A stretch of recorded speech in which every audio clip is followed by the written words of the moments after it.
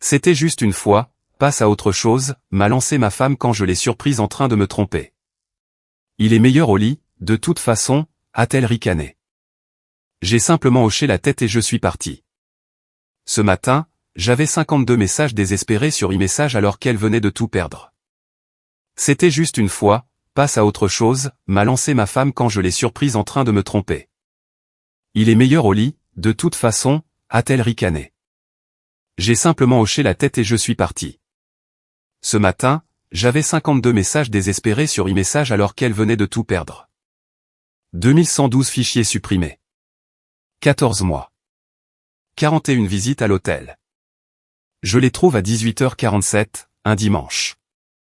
C'est à ce moment-là que j'apprends que la chose la plus dangereuse dans ma maison n'est pas le disque dur de preuves dans le tiroir de mon bureau, ni le logiciel d'investigation numérique qui tourne sur 3 moniteurs. C'est l'ordinateur portable de ma femme, qu'elle a laissé sur le coin de mon poste de travail en me demandant de le vérifier parce qu'il était lent. Je lance d'abord le diagnostic standard. Extraction des métadonnées avant le contenu. C'est comme ça que je fais tout. Le processus avant la réaction. La structure avant le sentiment. Le diagnostic renvoie ses résultats en 4 minutes et 40 secondes. Et je reste assis, très immobile, pendant que je les lis. 2112 fichiers récemment supprimés. La suppression la plus récente date d'il y a 47 minutes. Pendant que Sloan était sous la douche. Voilà le problème avec les fichiers supprimés. Les gens croient que supprimer quelque chose le fait disparaître. Ils y croient comme ils croient qu'un magicien fait vraiment disparaître le lapin. Parce que le mécanisme est invisible. Et le résultat semble complet. Ce qu'ils ne comprennent pas, et ce que j'ai passé ma carrière à expliquer à des juges fédéraux, c'est que la suppression est une erreur de classement, pas un effacement. Le fichier existe toujours. C'est le pointeur vers celui-ci qui disparaît. Je suis très doué pour trouver les pointeurs. J'ouvre les fichiers récupérés en séquence. Des SMS exportés en PDF. 340 d'entre eux. Certains avec des photographies en pièces jointes. Les photographies contiennent des données EXIF. Des coordonnées GPS qui mènent à l'hôtel Méridien à Hoboken. Des horodatages répartis sur 14 mois. Des métadonnées d'appairage d'appareils qui incluent un téléphone enregistré au nom d'un certain Fletcher Calder sur un compte d'entreprise de Calder et Voss LLP. J'ouvre le tableur en dernier. Nom de fichier, ogdfinal.xlsx. L'entête de colonne indique, coordination hors site. 41 entrées. Numéro de chambre. Heure de départ. Une légende avec un code couleur en bas à gauche qui distingue les réservations confirmées des réservations provisoires avec 2 nuances de vert. Il y a aussi un mémo vocal. 4 minutes et 12 secondes. Je l'écoute une fois avec mes écouteurs. Je ne le réécoute pas. Je referme doucement l'ordinateur portable. Pas lentement. Doucement. De la manière dont on ferme quelque chose qui est désormais une preuve. Je pense déjà au dossier de l'ordre des avocats de Fletcher Calder quand Sloan descend.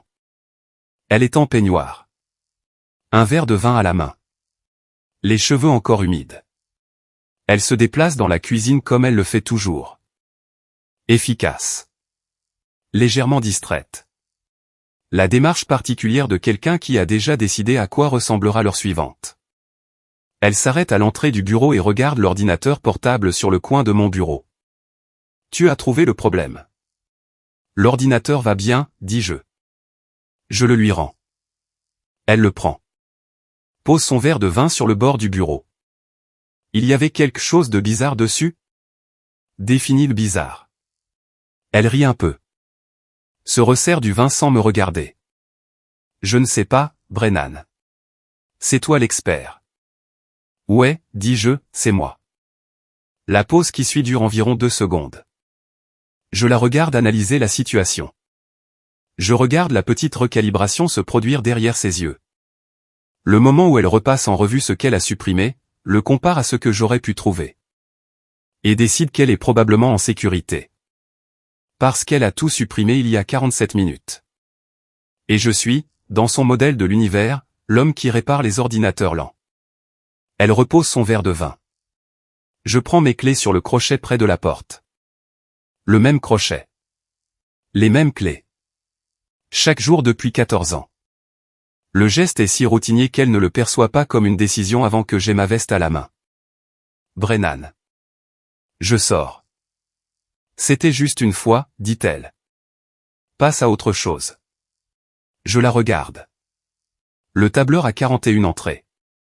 Il est meilleur au lit, de toute façon, dit-elle. Et le ricanement arrive comme si elle l'avait gardé en réserve. Comme si elle avait répété ce qu'elle dirait si ce moment venait. Et c'est la version qu'elle a choisie. Je hoche la tête une fois. Je prends ma veste. J'ouvre la porte. Brennan, si tu passes cette porte, alors tu vas. Quoi? Elle ne répond pas. Je marche. La Volvo sort de l'allée comme elle le fait toujours. Lentement. Délibérément. La caméra de recul me montrant la rue vide derrière moi. Sloan apparaît sur le seuil, en peignoir. Le verre de vin toujours à la main. Elle dit quelque chose. La vitre est remontée. Je ne regarde pas dans le rétroviseur. À 1,5 km de la maison, à un feu rouge sur Grove Street, j'appelle qu'un ferro. Ça sonne 2 fois. C'est moi, dis-je. J'ai besoin du service complet. Actif commun. Compte caché. La totale. J'ai un nom pour toi. Fletcher Calder. Associé principal, Calder et Voss. Une pause. Depuis combien de temps tu savais? 4 mois, dis-je. Je voulais qu'il construise le dossier pour moi. Le feu passe au vert. Qu'un reste silencieux pendant 3 longues secondes. Ce qui est long pour un homme qui traite les chiffres comme un chirurgien traite l'anatomie. Précisément, sans sentiment. Quand il reparle, sa voix porte quelque chose que je ne lui avais jamais entendu auparavant. Brennan, dit-il. Tu sais ce que Calder et Voss ont déposé le trimestre dernier? Non. Mais je me gare sur le parking d'un pressing fermé sur Maple Avenue. Je coupe le moteur et j'écoute la faille sismique s'ouvrir sous la carrière de Fletcher Calder. Comme une fissure dans la glace en hiver. Silencieuse. Structurelle. Et qui court jusqu'aux fondations. Le bureau de Quint est au-dessus d'un pressing dans le quartier financier de Newark. Délibérément sans glamour. Un choix qu'il a fait consciemment. Et qu'il n'a jamais reconsidéré. La moquette est gris industriel. Le bureau est en métal. Le café provient d'une machine qui n'a pas été nettoyée depuis l'administration précédente. Les chiffres que Quint traite dans cette pièce ont mis fin à 3 mariages. Et à une campagne au Congrès. Et il ne voit aucune raison de faire des chichis. Il est déjà à son bureau quand j'arrive à 9 h le lundi matin. Il est là depuis 6 heures. 3 comptes, dit-il sans préambule. Sans offrir de café. Il fait glisser une feuille imprimée sur le bureau. Une LLC enregistrée il y a 18 mois. Le nom sur l'enregistrement est Holloway. Le nom de jeune fille de sa colocataire d'université. La LLC a reçu 34 000 € en virement de votre compte épargne joint sur 14 mois.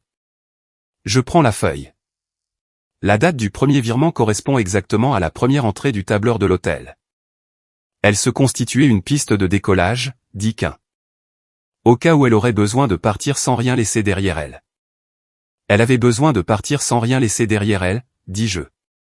Elle ne savait juste pas que je surveillais la piste. L'expression de Quint ne change pas. Il prend son stylo et trace une ligne sous un chiffre en bas de la page. Les virements étaient structurés pour rester sous le seuil de déclaration. 1100 €, 1200 €, 900 €. Jamais le même montant 2 fois. Une structuration intentionnelle. C'est comme ça qu'un expert comptable judiciaire appellerait ça, dit-il. Dans une juridiction où ça a de l'importance. Je repose la feuille. Le disque dur dans la poche de ma chemise est un poids froid contre ma poitrine. Un disque portable de 500 gigaoctets. De qualité probante. Chaîne de possession. Enregistré depuis 18h47 hier. Je le porte sur moi comme d'autres portent leur téléphone. Alors. Voici ce que je fais vraiment. Ce que Sloan ne savait pas. Et n'a jamais demandé.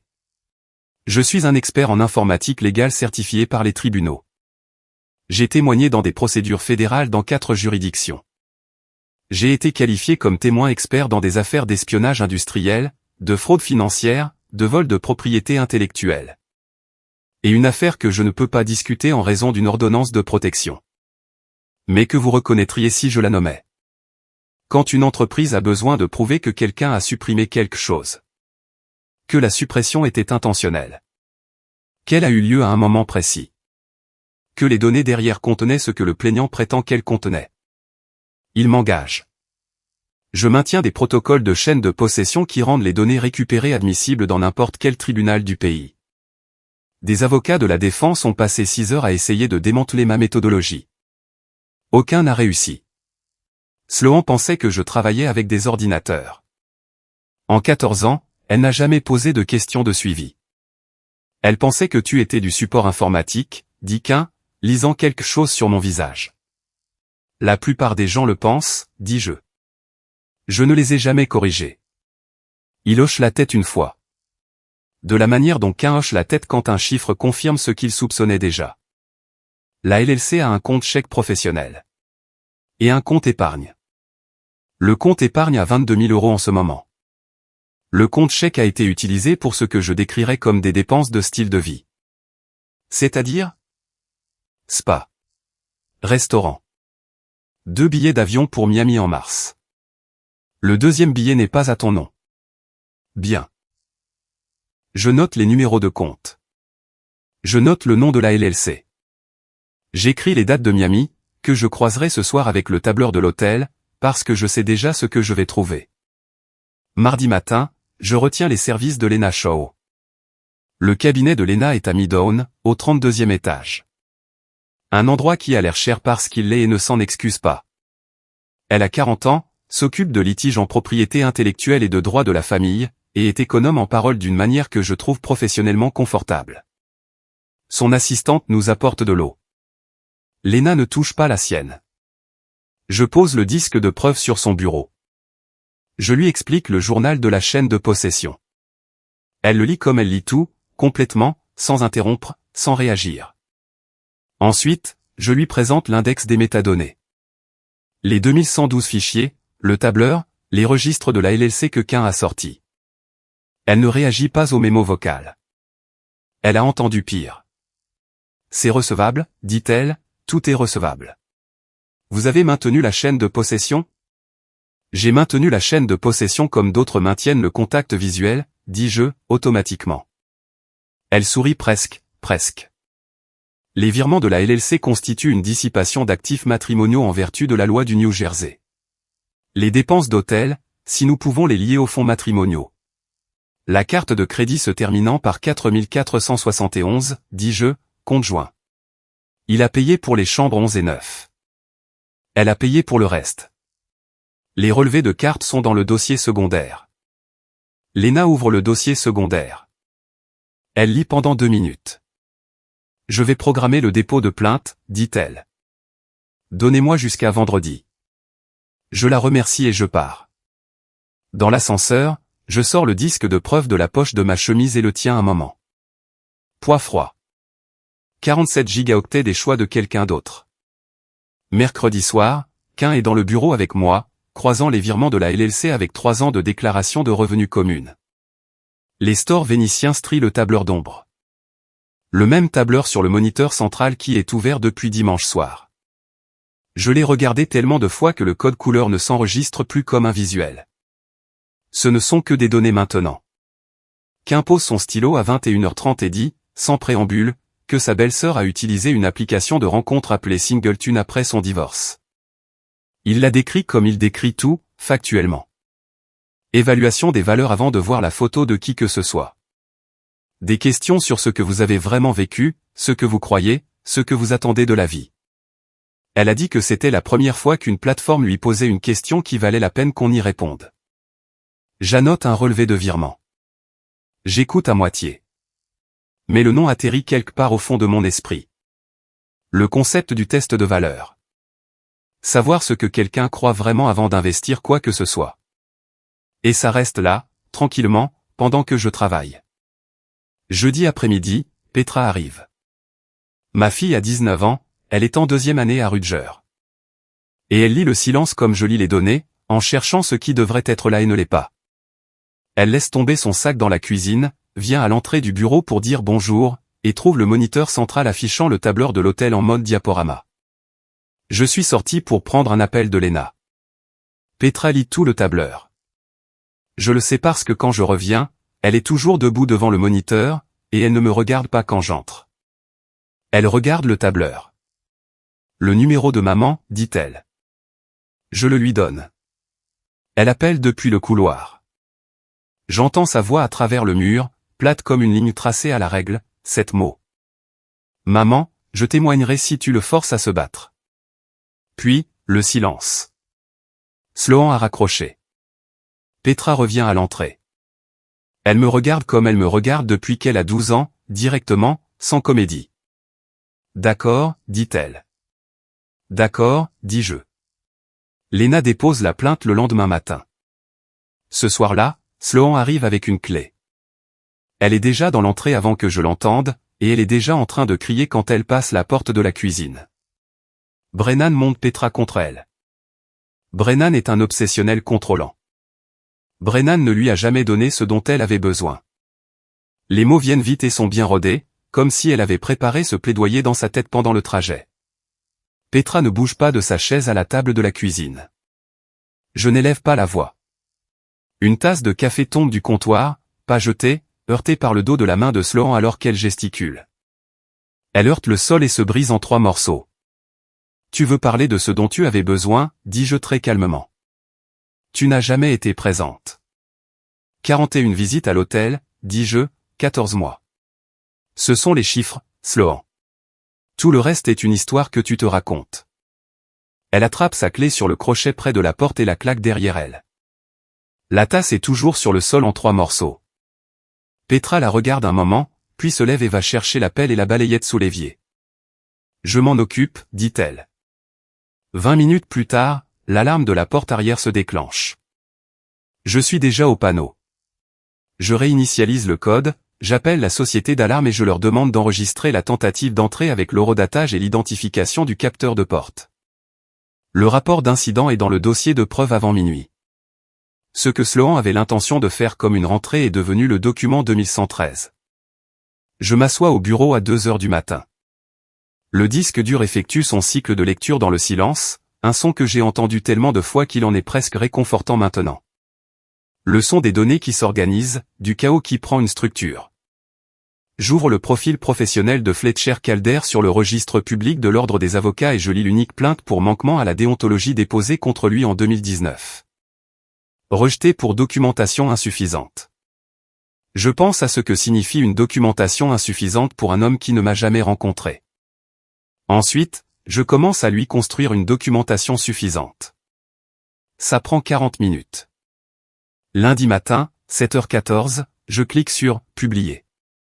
Le billet fait 4200 mots, format étude de cas, en-tête professionnelle, section sur la méthodologie d'investigation, 3 pièces à conviction rendues sous forme de capture d'écran anonymisée. Le titre est « Anatomie d'un fichier supprimé, ce que les métadonnées disent aux tribunaux sur la dissimulation préméditée ». Les détails de l'affaire sont spécifiques. Une directrice marketing dans une entreprise de taille moyenne, un avocat senior dans un cabinet de renom, un tableur d'hôtel avec code couleur maintenu sur 14 mois, annoté avec des numéros de chambre et des heures de départ, une LLC enregistrée sous le nom d'un tiers. Financée par des virements structurés depuis un compte épargne joint. Aucun nom n'apparaît dans le texte. Le numéro de la ligne d'assistance déontologique de l'Ordre des avocats se trouve dans le pied de page sous « Ressources professionnelles », là où je le mets toujours, parce que je suis un professionnel qui fournit des ressources. À midi, 3 des associés directeurs de Fletcher Calder se sont transmis le billet.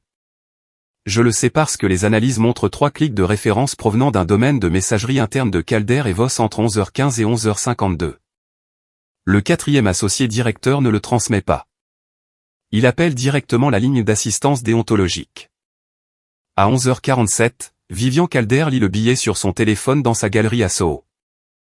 Je ne le saurai que plus tard.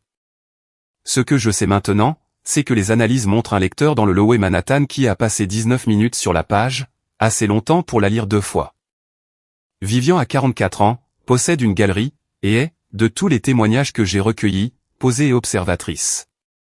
Elle reconnaît le schéma des dates du tableur avant de finir le deuxième paragraphe, parce que 3 de ces week-ends coïncidant avec des voyages que Fletcher lui avait présentés comme des dépositions à Chicago. Elle a un souvenir spécifique attaché à 2 de ces dates, une réservation de restaurant qu'elle a annulée parce que Fletcher avait dit qu'il rentrerait tard, et un événement scolaire auquel elle a assisté seule. Elle appelle son avocat à 11h47. Elle n'appelle pas Fletcher. Ce soir-là, je suis seul dans le bureau. Les analyses du blog sont ouvertes sur le moniteur de gauche. 3400 vues en 12 heures, 847 partages, un fil de commentaires qui a développé sa propre dynamique. Je fais défiler un commentaire où quelqu'un a mis un lien vers singleton.com et a écrit « Voilà pourquoi la compatibilité des valeurs est plus importante que tout le reste ». Je m'arrête dessus. Le concept du test de valeur. Savoir ce que quelqu'un croit vraiment avant d'investir quoi que ce soit. Ça résonne différemment ce soir qu'il y a 2 semaines. Je ne clique pas. Je reste un moment avec le mot « valeur », puis je ferme l'onglet et je retourne à l'index des preuves. Vendredi soir, Declan Marsh m'appelle et propose un verre. Terrain neutre, dit-il. Il essaie de rester au milieu depuis 2 semaines, ce que je comprends et pour lequel je ne lui en veux pas. Declan est architecte, 43 ans, et il nous connaît, Sloan et moi, depuis avant notre mariage. C'est le genre d'homme qui croit que la plupart des situations ont un centre raisonnable, et il tient ce centre par instinct jusqu'à ce que le centre lui-même rende la chose impossible.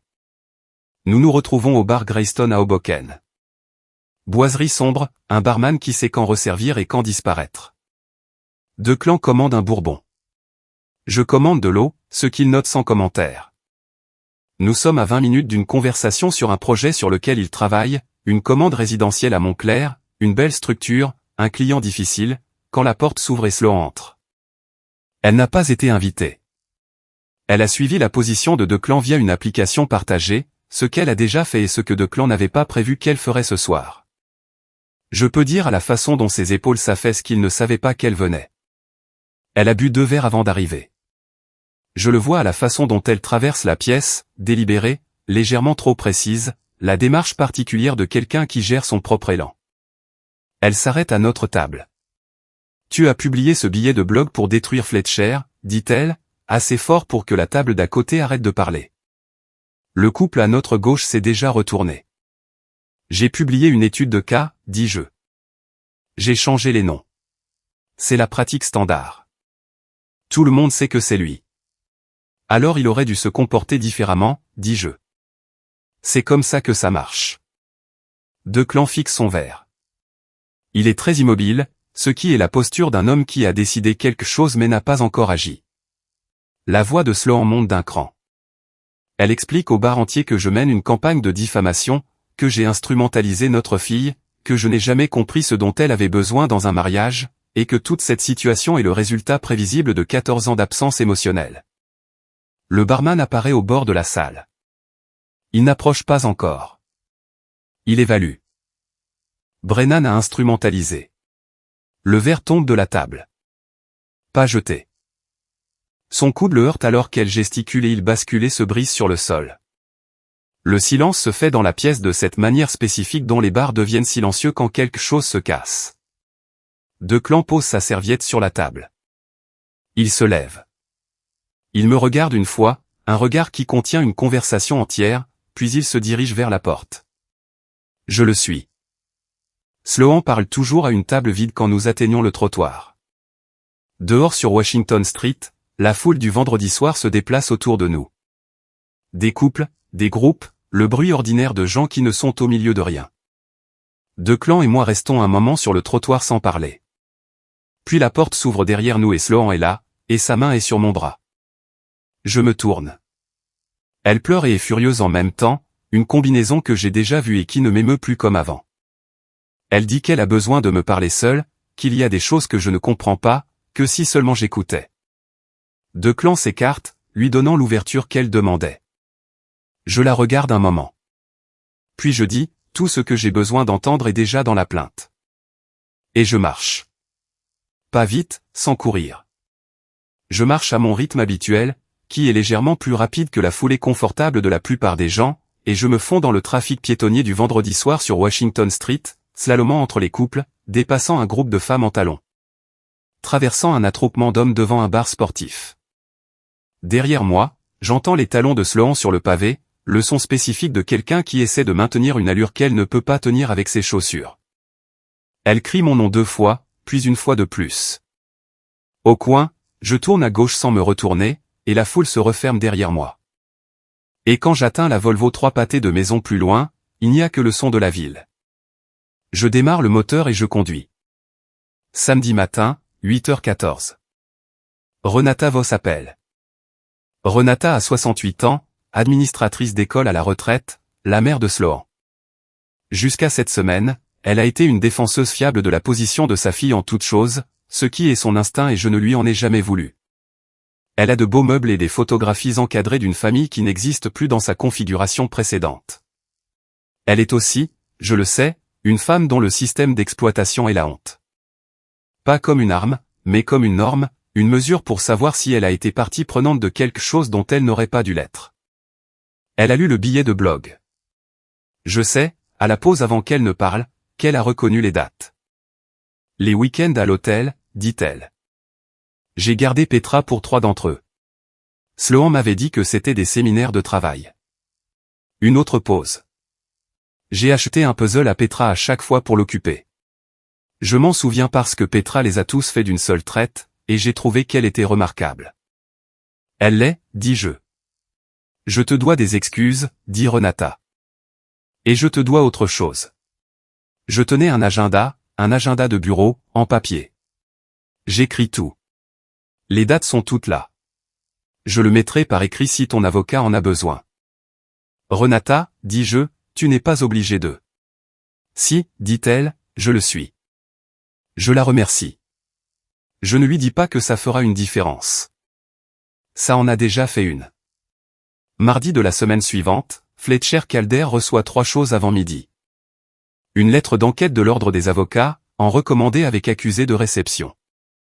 Un avis d'audit du partenariat, formellement initié par un de ses associés directeurs suite à l'angle des irrégularités financières du billet de blog. Et un SMS de l'avocat de Vivian lui demandant de quitter le domicile familial d'ici vendredi. Il appelle Sloan. Elle ne répond pas. Il rappelle. Elle le renvoie vers la messagerie vocale. Ce soir-là, Declan m'envoie un texto. Elle a dit au Holloway que tu avais falsifié le tableur. Je pose mon téléphone face contre le bureau. J'y pense exactement le temps que ça mérite, c'est-à-dire 4 secondes. Puis j'ouvre le journal de la chaîne de possession, je trouve le certificat d'authentification avec le sceau du tribunal fédéral de l'affaire Delgado, celle où j'ai témoigné pendant 6 heures et où la défense a essayé le même argument, et où le juge a validé ma méthodologie sur chaque point. Et je le transmets à Lena avec une seule ligne. Elle va dire que je l'ai fabriqué. Voici pourquoi ça ne marchera pas. Lena répond en 3 minutes. Déjà dans le mémoire. Va dormir. Je ferme l'ordinateur portable. Le disque dur effectue son cycle de lecture dans le noir. Elle a dit au Holloway que je l'avais falsifié. Je souris presque. Presque. La plainte fait 47 pages.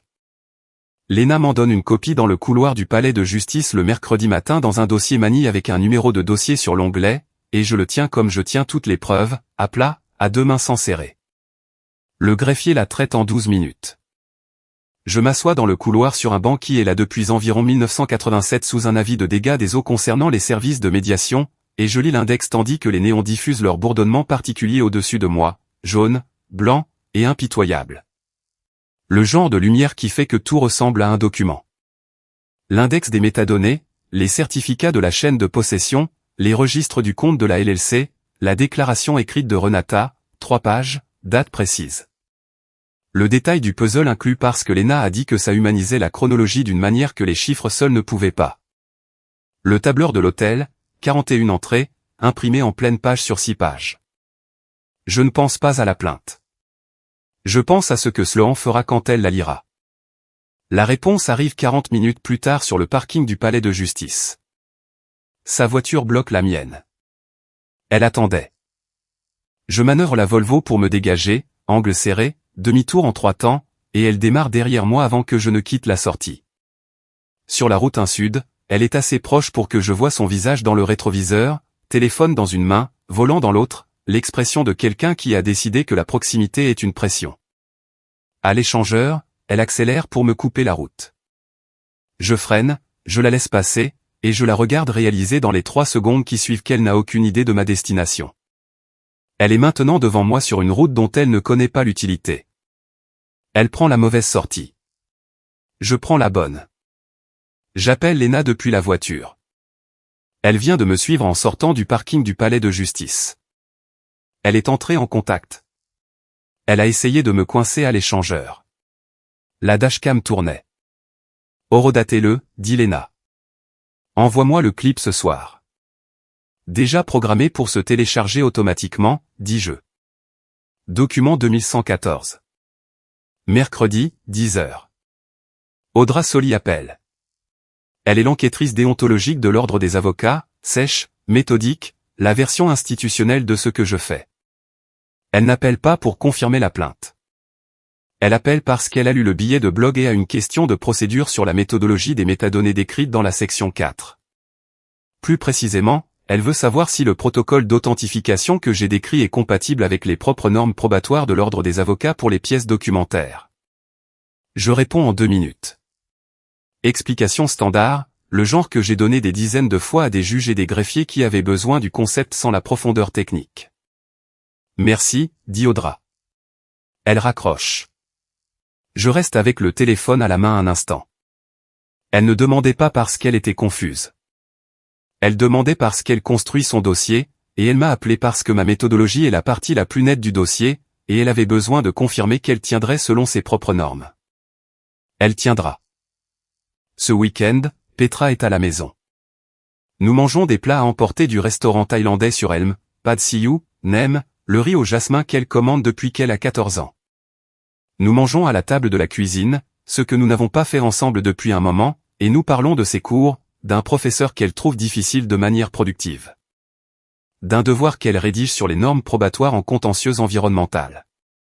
Elle mentionne, prudemment, comme elle mentionne les choses auxquelles elle a réfléchi avant de les aborder, que la sœur aînée de sa colocataire a divorcé l'année dernière, que des mois après, pas tout de suite, mais quand elle était prête, elle a utilisé Singleton.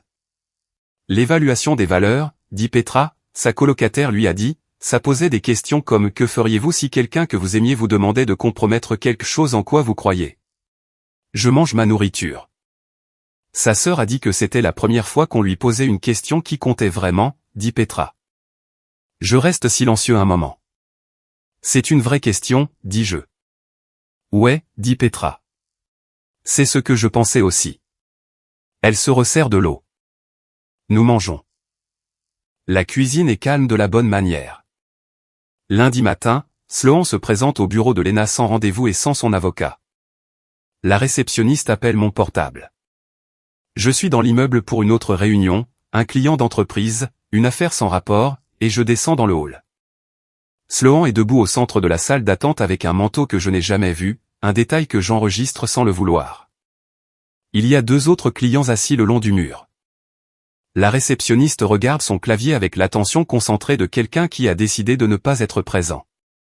Sloan me dit, au volume de quelqu'un qui veut que la pièce entende, que si je ne retire pas la plainte, elle racontera à Petra la vraie version de notre mariage, que Petra mérite de savoir comment c'était de vivre avec moi, que Petra est manipulée par un récit que j'ai construit. Je la regarde longuement. Sloan, dis-je, Petra a lu le tableur elle-même. Elle t'a appelé. Tu sais ce qu'elle a dit. C'était 7 mots, dis-je. Elle te les a dit à toi, pas à moi. Je n'étais pas dans la pièce. Gareth Prin arrive par la porte d'entrée à ce moment-là, l'avocat de Sloan, légèrement essoufflé, l'air d'un homme qui a reçu un appel qu'il n'attendait pas et qui a conduit plus vite qu'il ne le voulait. Il prend Sloan par le bras et la dirige vers la porte avec l'efficacité rodée de quelqu'un qui a déjà géré cette situation.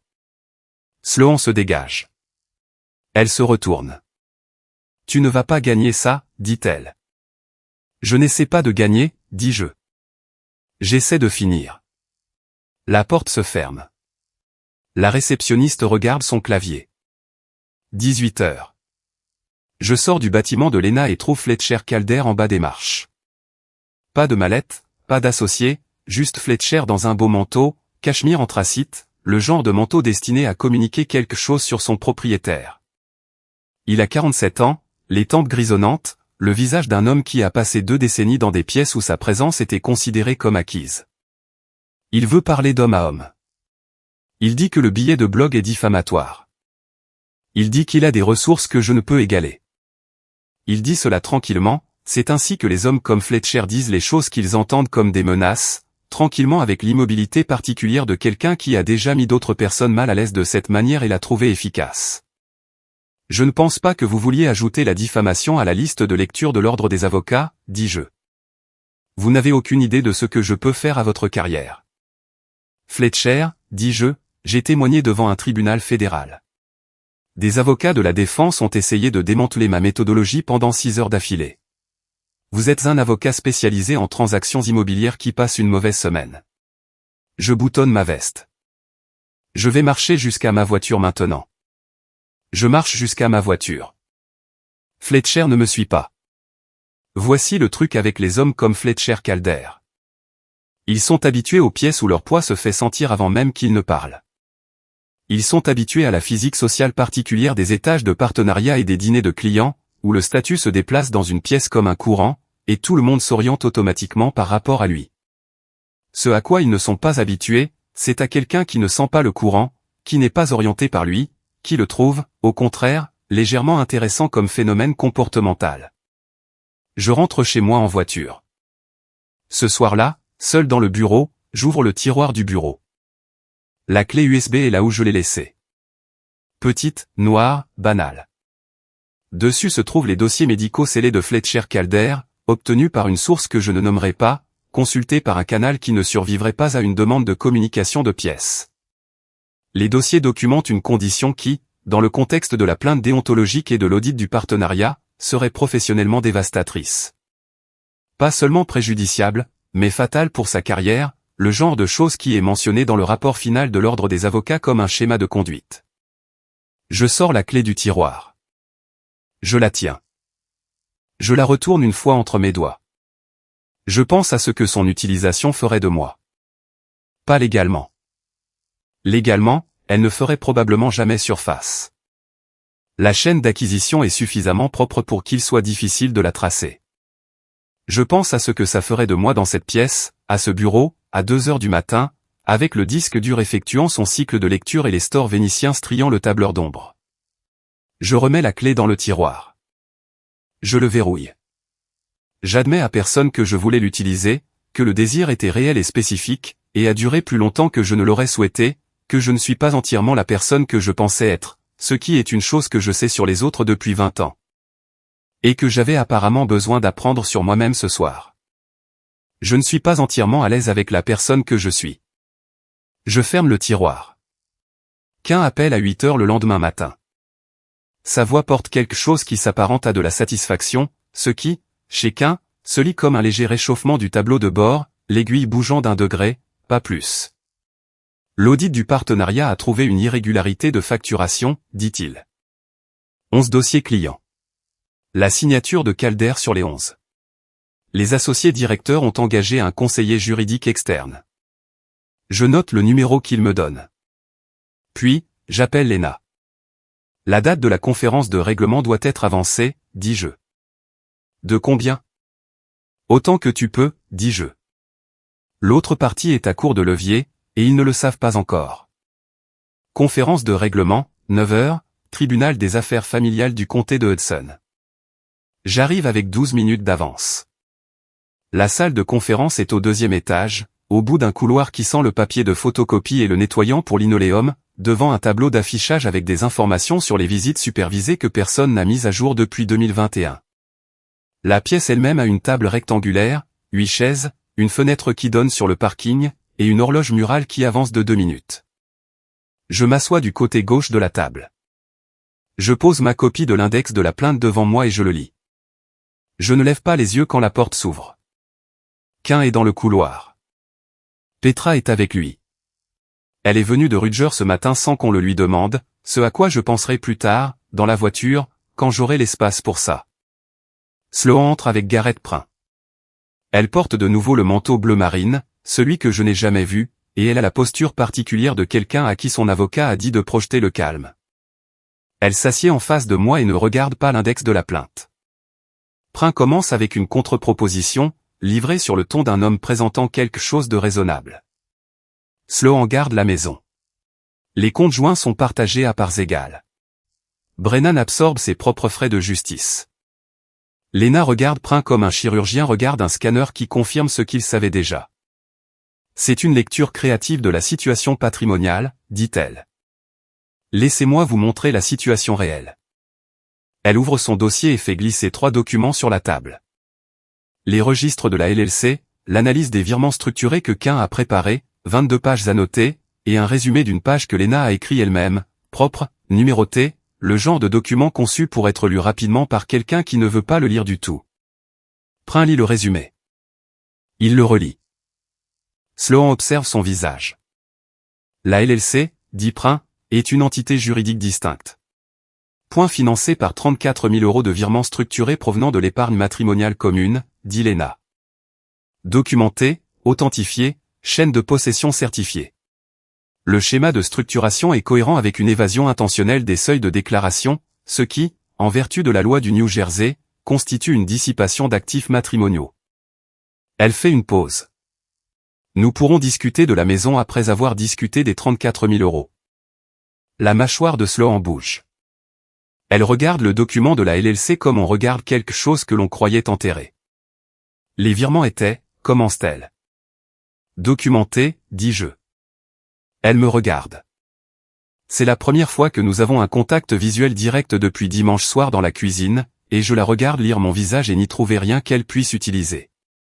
41 visites à l'hôtel, dis-je. 14 mois.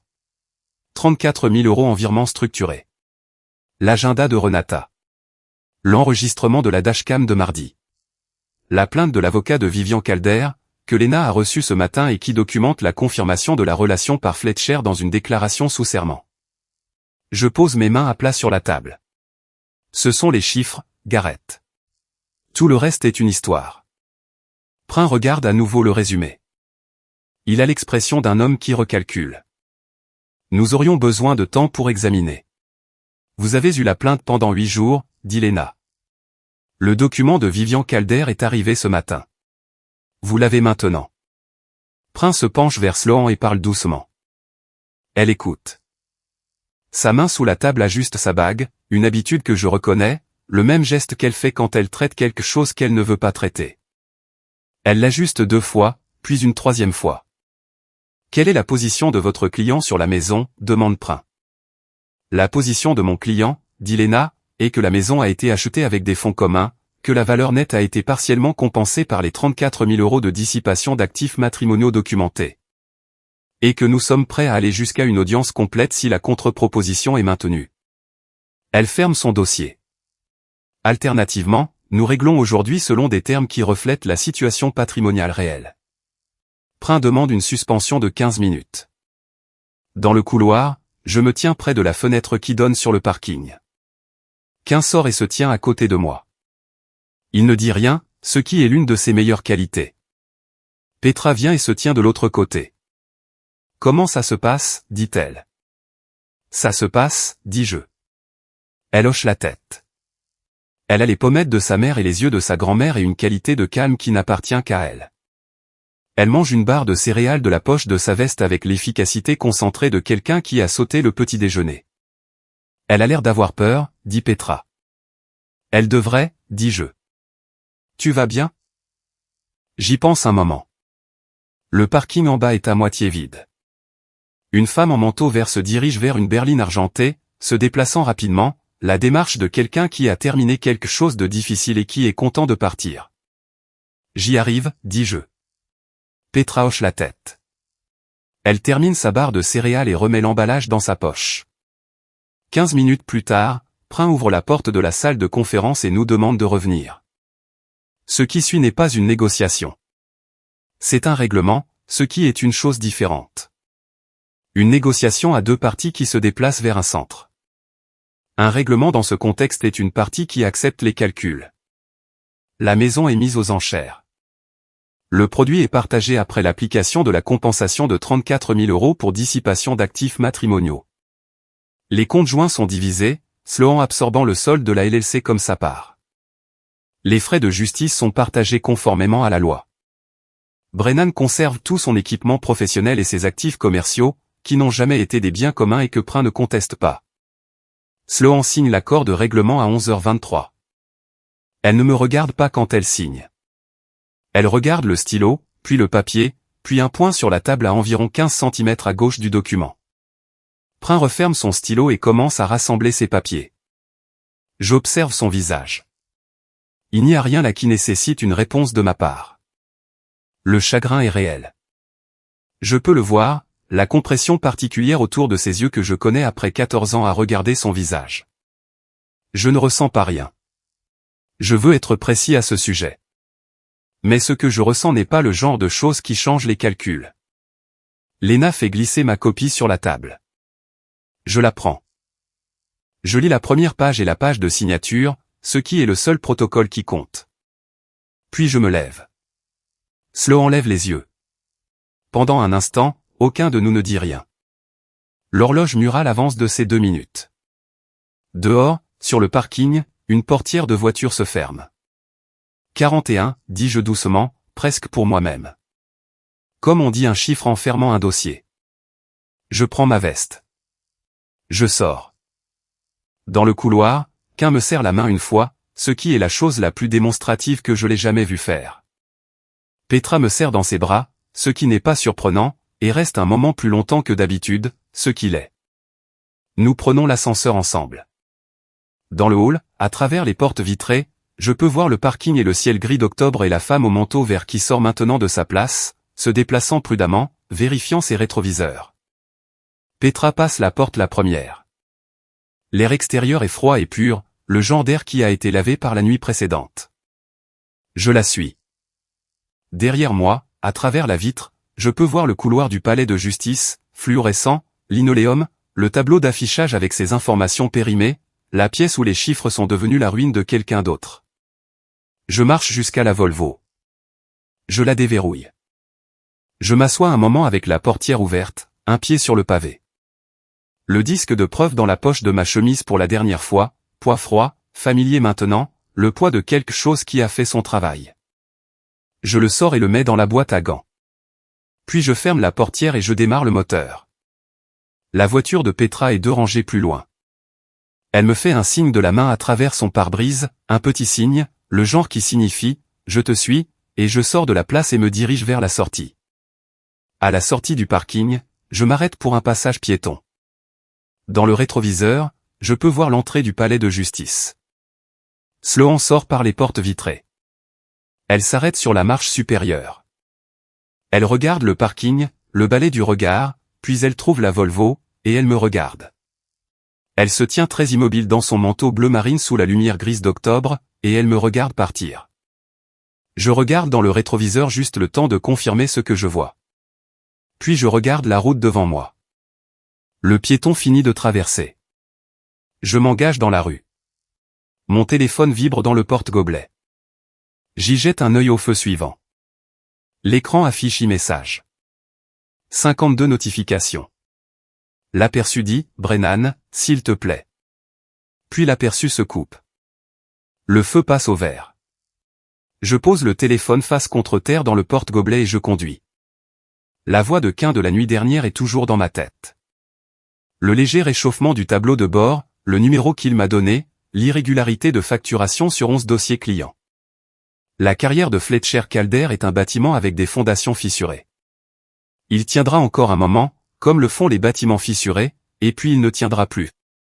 Ce ne sont plus mes affaires.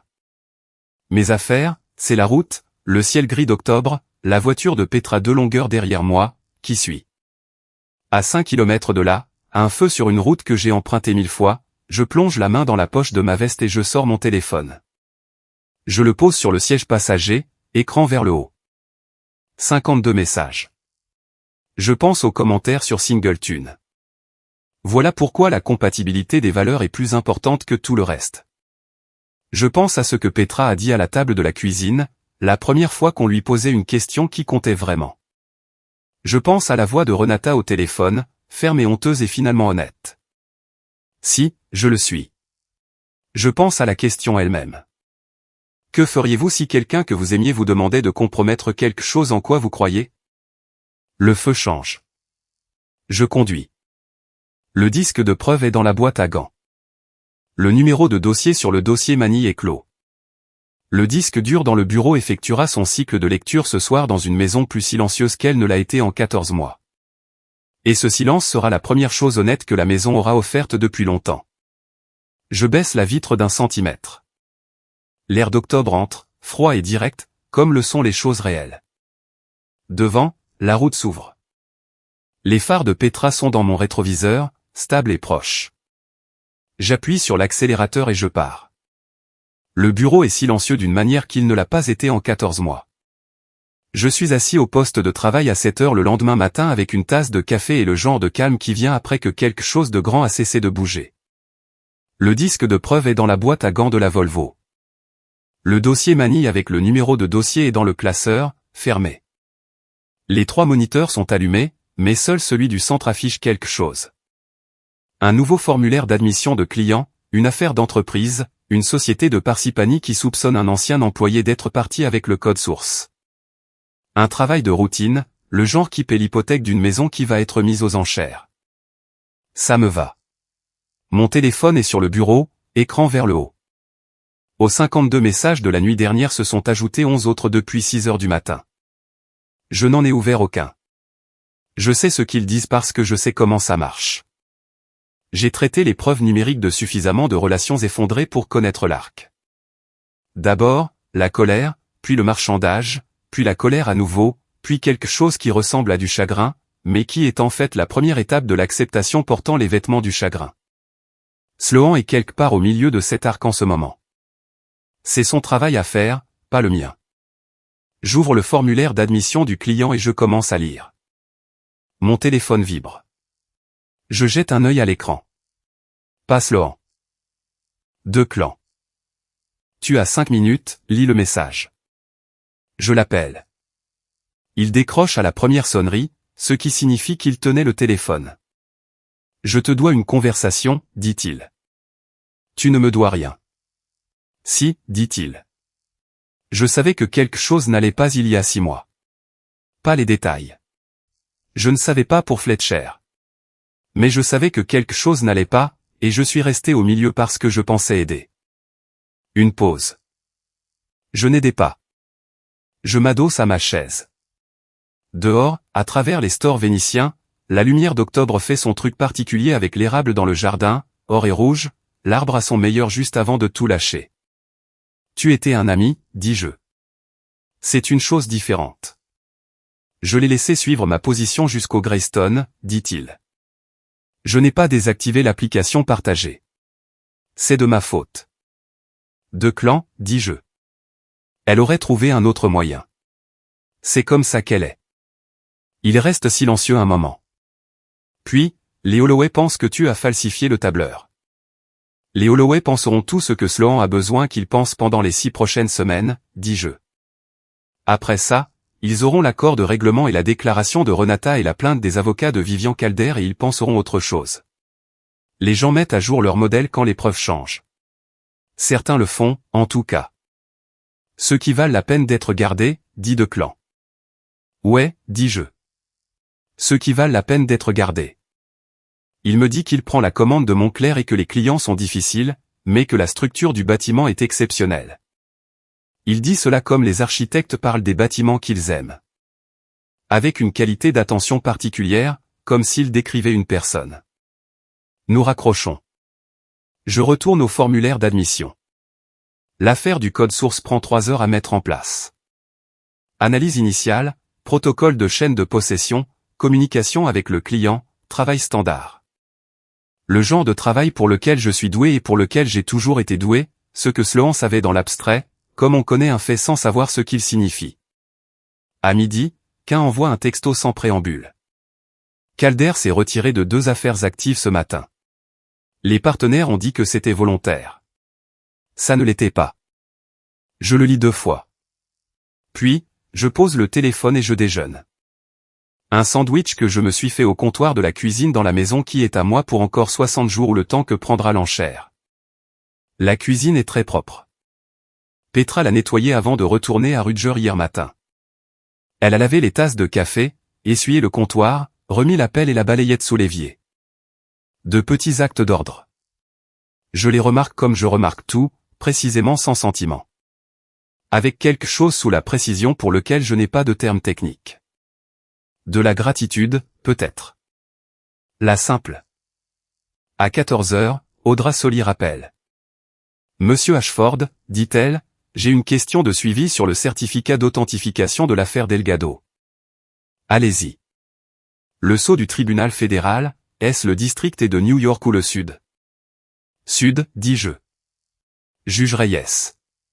Le numéro de l'affaire est dans l'entête du certificat. Je l'ai, dit-elle. Je voulais confirmer verbalement. Une pause. Votre méthodologie a-t-elle tenu lors du contre-interrogatoire? 6 heures, dis-je. La défense a contesté la chaîne de possession, puis l'authentification, puis a essayé de soutenir que les métadonnées auraient pu être altérées après la récupération. Le juge a maintenu sur les 3 points. Quel était l'argument de la défense sur l'allégation d'altération des métadonnées? Que le logiciel de récupération pouvait introduire de faux horodatages, dis-je. J'ai expliqué au tribunal le protocole de blocage en écriture. Le disque est en lecture seule dès qu'il entre en ma possession.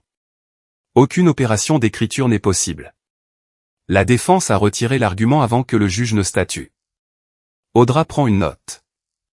J'entends le stylo. Merci, dit-elle. Madame Soli, dis-je. Oui.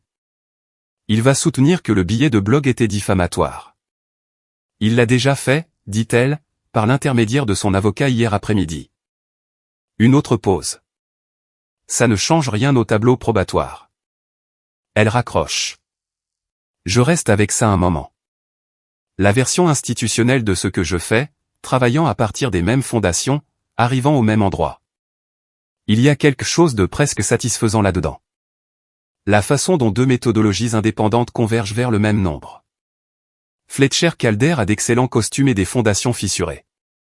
Les costumes dureront plus longtemps que la carrière, ce qui est le genre de chose qui aurait semblé une observation cruelle il y a 2 semaines.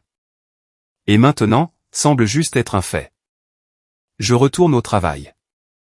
Ce soir-là, je fais quelque chose que je n'ai pas fait depuis 14 mois. Je prépare le dîner. Pas un repas compliqué. Des pâtes, une sauce avec ce qu'il y a dans le réfrigérateur, le genre de chose qui prend 30 minutes et produit quelque chose de meilleur qu'il n'en a le droit. Je mange à la table de la cuisine avec le journal, que je lis de la première à la dernière page comme mon père m'a appris.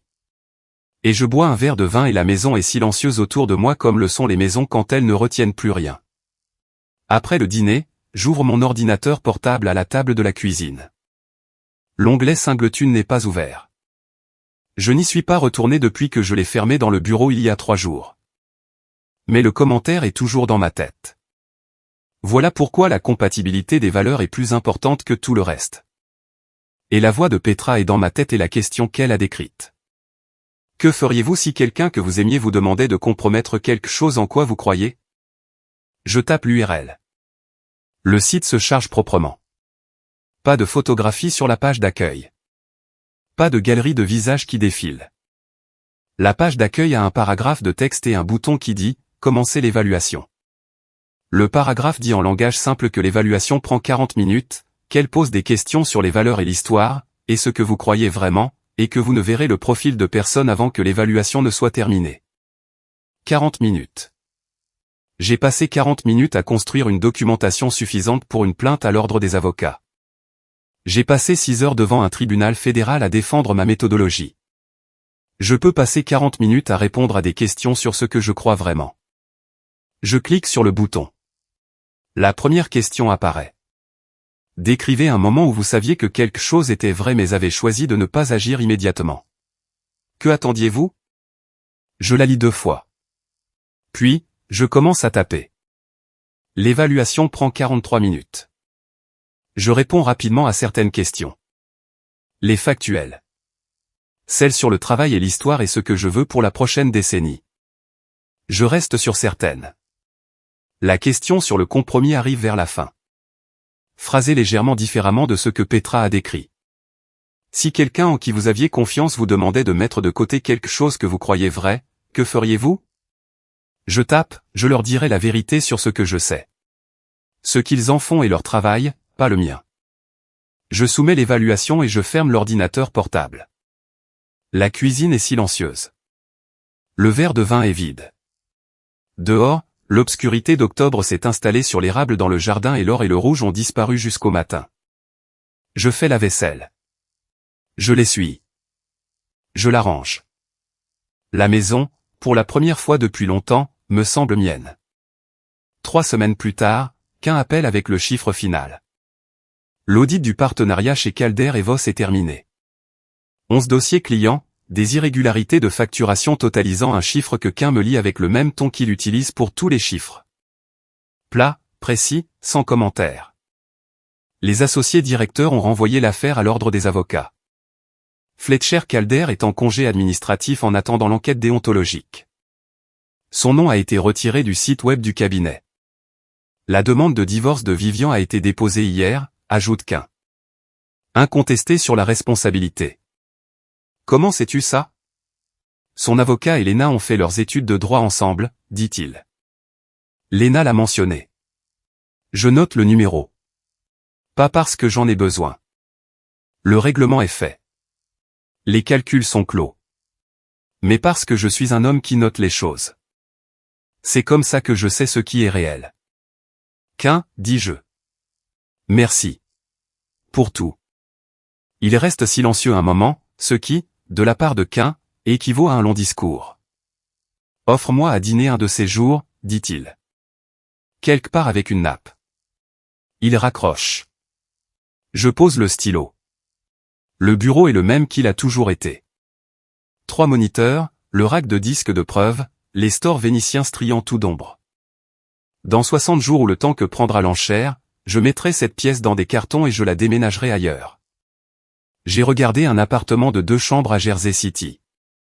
Dernier étage, bonne lumière. Une deuxième chambre qui fera office de bureau. L'immeuble a un garage. Le trajet jusqu'à Manhattan est de 22 minutes en patte.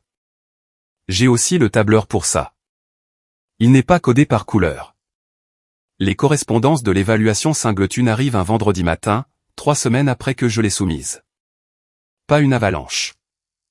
Le site ne fonctionne pas comme ça. 3 profils, chacun avec une note de compatibilité qui explique quelles valeurs étaient alignées et lesquelles divergeaient et où les questions ont produit des réponses similaires.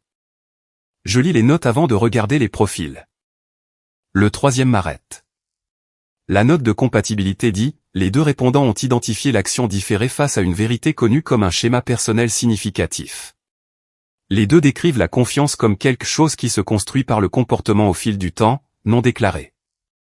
Les 2 ont répondu à la question du compromis avec une variante du même principe. Je relis la note. Puis, je regarde le profil. Son nom est Oren. Elle a 41 ans, vit à Hoboken. Travaille dans le contentieux environnemental. Elle a un chien et une opinion spécifique sur la rivière Hudson qu'elle a exprimée en 3 phrases qui sont plus intéressantes que les 3 paragraphes de la plupart des gens. Je reste avec le profil un moment. Puis, j'envoie un message. Pas long. 4 phrases. La dernière est une question sur son opinion sur la rivière Hudson parce que c'est une vraie question et que je veux une vraie réponse. Je ferme l'ordinateur portable et je retourne à l'affaire du code source de Parsippany, qui a développé une complication qui nécessite toute mon attention. 1 heure plus tard, mon téléphone vibre.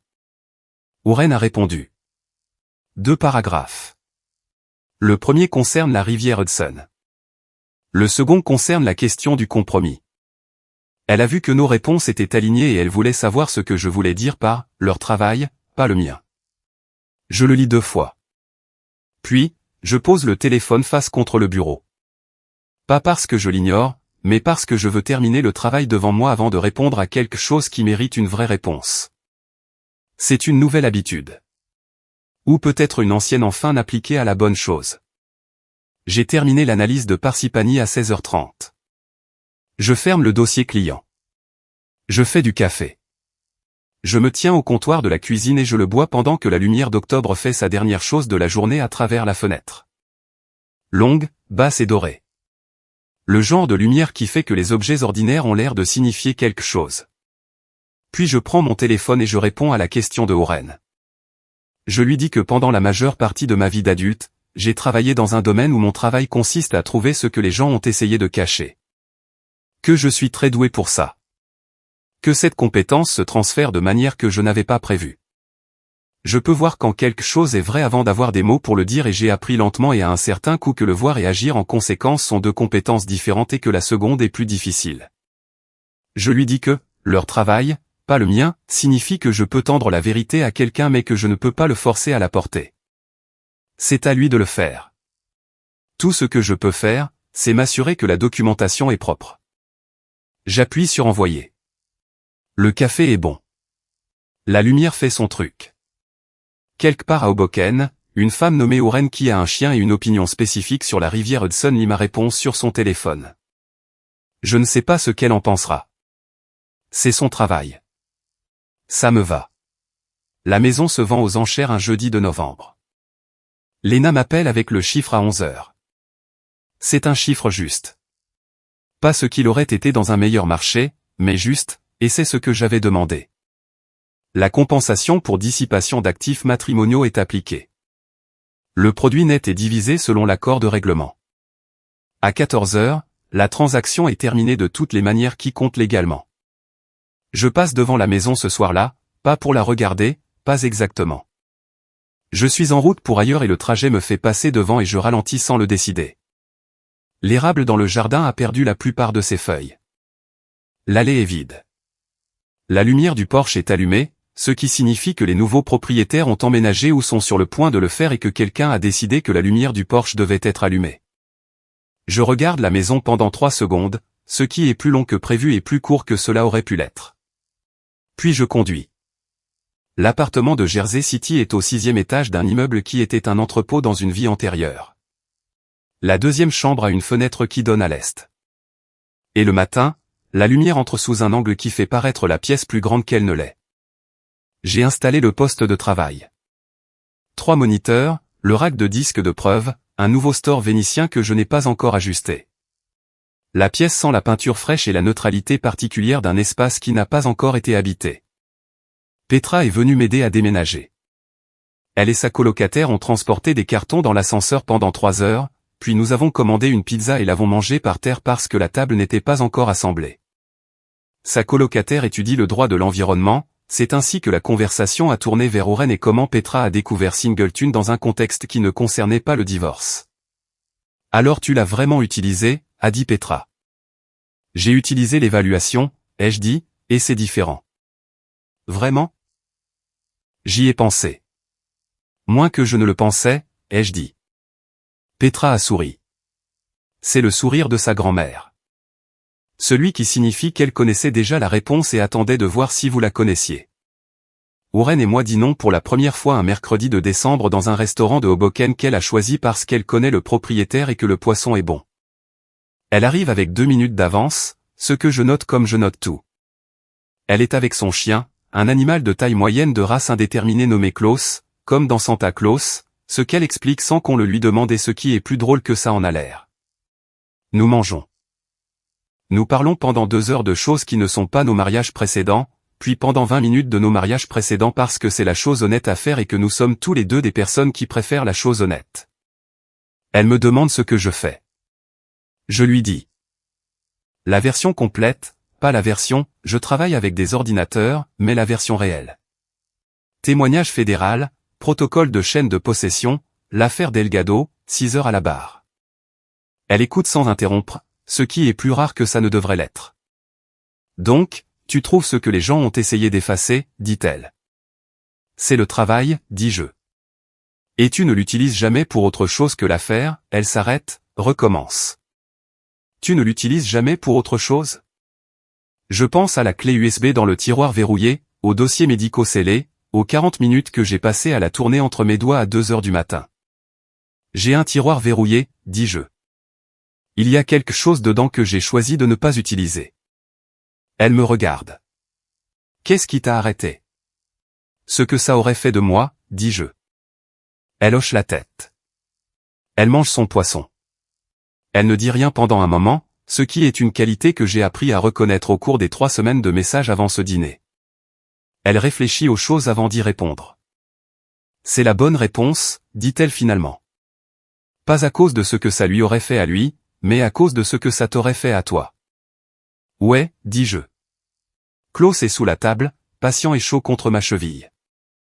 Dehors, à travers la fenêtre du restaurant, l'obscurité de décembre s'est installée sur le front de mer de Hoboken. Les lumières de Manhattan sont de l'autre côté de la rivière, froides et spécifiques, comme le sont les choses réelles. Je remplis son verre de vin. Elle me remercie. Nous parlons de la rivière Hudson, sur laquelle elle a des opinions bien arrêtées et qui sont plus intéressantes que ce que 3 phrases laissaient supposer. C'est un bon dîner. En janvier, Lena m'envoie le document final, le certificat de dissolution, le dernier morceau de papier dans un dossier qui a commencé par un retour de diagnostic à 18h47 un dimanche soir et qui se termine ici. Dans un dossier manie sur un bureau en métal dans un nouveau bureau dans une nouvelle ville, avec un numéro de dossier sur l'onglet et rien de plus à ajouter. Je le place dans le cabinet. Je ferme le tiroir. L'affaire du code source de Parsippany s'est résolue en faveur du client de Brennan. L'ancien employé avait supprimé 847 fichiers sur 3 appareils. Je les ai tous trouvés. La chaîne de possession a tenu. Elle tient toujours. Il y a un nouveau dossier sur le bureau. Une société de services financiers de Midtown soupçonnée de fraude interne, 6 mois de chaîne de mai supprimée. Travail standard. Le genre pour lequel je suis doué. Je fais du café. J'ouvre le dossier. À travers la fenêtre orientée à l'est, la lumière de janvier entre sous son angle bas et donne à la pièce l'impression d'être là depuis plus longtemps qu'elle ne l'est. Les moniteurs tournent. Le rack de disques de preuve contient 4 disques à divers stades de traitement. Le store vénitien est maintenant ajusté. J'ai trouvé l'angle il y a 2 semaines. Mon téléphone est sur le bureau, écran vers le haut. Il y a un message de Oren à propos d'un dîner jeudi. Il y a un message de Petra à propos d'un devoir qu'elle rédige sur les normes probatoires et qu'elle veut que je lise. Il y a un message de Quin qui dit seulement « Nap », ce qui signifie qu'il est prêt pour ce dîner. Je réponds d'abord à Petra parce que le devoir est à rendre avant jeudi. Puis je réponds à Quin. Vendredi, je connais un endroit. Puis je réponds à Oren. Dehors, la ville fait ce que les villes font en janvier, bougeant vite, le souffle visible dans l'air froid, tout le monde allant quelque part les mains dans les poches. Du 6e étage, on peut voir la station de Pat et le front de mer et, par temps clair, la ligne d'horizon de Manhattan de l'autre côté de la rivière. Aujourd'hui est un jour clair. Je bois mon café et je me mets au travail. Le disque dur effectue son cycle de lecture, le même son qu'il a toujours fait, le son des données qui s'organisent, des choses supprimées qui sont retrouvées, du dossier qui est mis en ordre. C'est un bon son. C'est le son de ma vie, qui est, après tout, une vie que je reconnais. Je ne suis pas entièrement la personne que je pensais être il y a 2 mois, dans un bureau sombre avec une clé USB à la main. Je suis quelque chose de plus proche de l'honnêteté. C'est suffisant. C'est, en fait, exactement suffisant.